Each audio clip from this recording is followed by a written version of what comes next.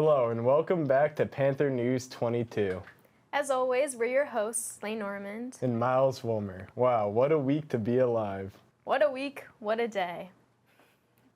Today just so happens to be October 31st, Halloween. Also, the week YouTuber star Mr. Beast started his campaign to plant 20 million trees before 2020 starts. While the video game publisher Bethesda is trying to sell Fallout 67 as a subscription service. With all that's going on in the world, sometimes we forget about the problems facing us right here in our own lives. With that in mind, John took to the streets to see the effects of vaping on our community. In recent years, the use of e-cigarettes has dramatically increased in Massachusetts and the rest of the country. This growth has been aided by a perception that e-cigarettes can safely electronically deliver nicotine into a smoker's system without the harmful drawbacks associated with cigarettes. Due to the growing uncertainties about the potential dangers of e-cigarettes, their sale has recently been banned here in the Bay State by Governor Charlie Baker. Baker's intervention, while supported by numerous public health advocates, has inspired a debate among Bay Staters about the political questions raised by the ban. We decided to ask a few people what they think of the vaping ban. Here's what they had to say. The industry seems to be targeting kids with flavored, and I'm assuming because it's children involved, that's why it's become a political hot potato. What I'm hoping they're doing is trying to collect some data to try to figure out, is this a real problem or not? I'd hope that if it is a real problem, they deal with it, and if they find out that it's not a problem with products being sold in stores, that they'll deal with it appropriately. Honestly, I couldn't tell you. I feel like there are more pressing matters, but if that's where they want to spend all their time, money, and energy, I guess they have the right to do that. But personally, I don't think it's really worth their time. Part of me does, because I know a lot of older people have gone to vaping to quit cigarettes. Yeah, and it's a step in the right direction. So for them, it's going to be, they're going to have to go to New Hampshire now to get it. Yeah, so I guess. No. I think there's a difference between things that we know are 100% harmful. I mean, we don't go sell uranium in stores, even though some people might want to buy it. Or guns. Mm-hmm. And again, you can't always just buy those the way you want to, right? Yes, it is. Like I said, there are definitely more pressing matters. And we live in America where you should have the freedom to do whatever you want with your body. Yeah. Cool. I understand the motivation behind it for the kids. You don't want kids. So I think that they should. I think they need to be selective in their banning. Of course.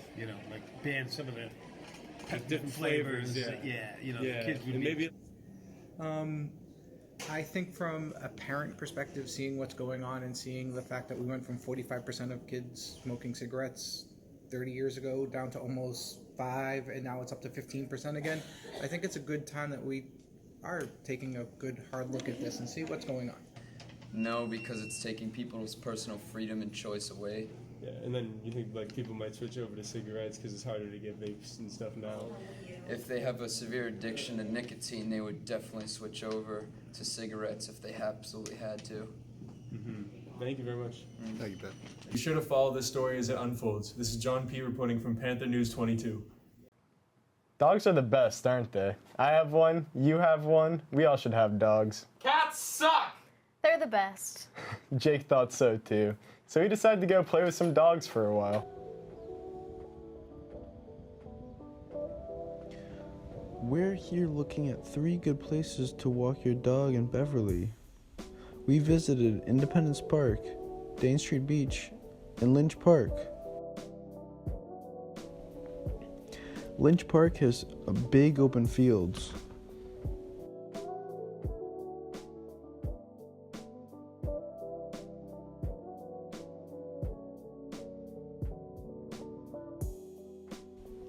Lynch Park also has a rose garden.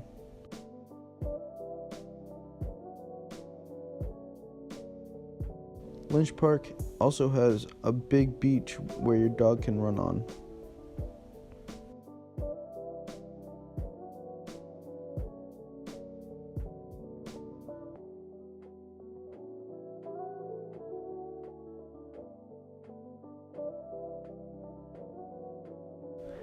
Dane Street is by the water and also has big open spaces where your dog can run around in.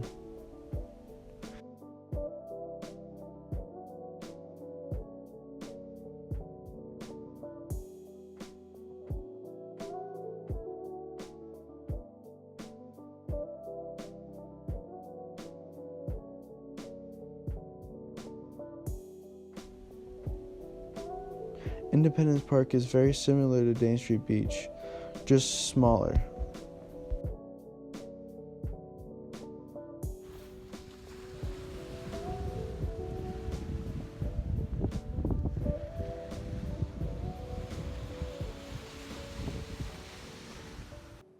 Last week, the Best Buddies program had a basketball game versus their fierce Danvers rivals.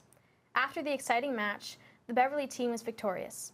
After the game, I had the opportunity to talk with the leaders about what their club means to them. Here at Beverly High School, it is a priority to make everyone feel welcome. That's where the Best Buddies Club creates a safe place that connects our students with fellow students of disability. At last week's event, Beverly Buddies played Danvers Buddies in an exciting game of basketball. There, we got the opportunity to speak with some of the club leaders. Joining Best Buddies my freshman year, I don't know what I would have done without it. It helped me to learn how to develop friendships with a bunch of different people. I'm friends with a bunch of people that are in Best Buddies today. So yeah, I don't know what I would do without it.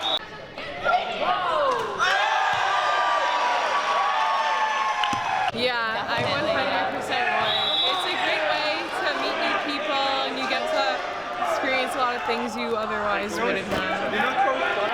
Absolutely. Best Buddies has grown a lot and I think it should continue to grow because it's such an awesome program.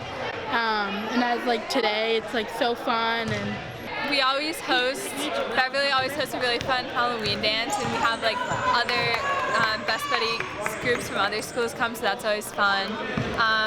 We're looking forward to Best Buddies prom this spring. That's always fun. The passion students collectively show for a club such as Best Buddies demonstrates the great potential Beverly students have. When we can come together as one to build bridges across diversity, the results are groundbreaking. All right. And our last segment for today is a student-athlete profile on Jack Crowley. Justin has some questions on what it's like being a star basketball player here at the high school. How did you get into basketball? When I was younger, pretty much, my parents just signed me up for travel league and then Kiwanis, so I was kind of just thrown into it with my height, stuff like that. What makes you want to play basketball? What makes me want to play basketball is that I have fun. When I play basketball, I feel like I'm happy and, it's about as simple as it gets. Who is your favorite basketball player and why? I'd probably say Marcus Smart, because he's a dog. He be diving on loose balls, stuff like that. What are some things you like about the Beverly team? I think we all get along together real well. I think we got a bunch of hard workers, they're all my guys, so it's like a family. Has there been a time where it's hard to manage basketball and other things like school or jobs or relationships? Definitely school, just because, you have practice every day. It's kind of difficult, but I think senior year will be a lot easier. I get out earlier, kind of have time to work. Not real that bad. When did you start taking basketball seriously? I'd probably say my freshman year, 8th grade, it was kind of just travel league, and the high school comes around, I started taking it real serious. That's our show. We thank you for your viewership and appreciate you very much. See you next time on Panther News 22.